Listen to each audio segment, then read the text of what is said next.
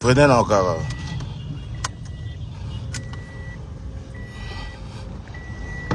Prêtre toko sala tout mais ce toko meti na niveau oyo e baby makasi poison ko zete asimbanga na nzoto ako meka kute to sangana ka berere le kaka po to ebika to a famille to bomango mais ce toko mi na niveau poison a osé ko simbanga na nzoto ponga na zuila na simbisaki na bi bon simba $100 oyo okocha ba essence na ba carte oza nango azong selinga $100 chauffeur bozana ye wana za témoin na pesi bango $100 na taximen nanga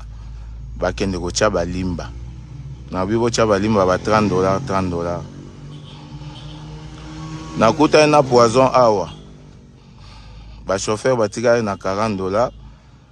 poison bivelde ni la wana na pesi 50,000 na bité bachaki balimba ya boyi jamais bakoka ocha limba il faut ka ba pe mbongo akomo wela mbongo na ngana simba na maboko abotola ngango ti nazoki boy poison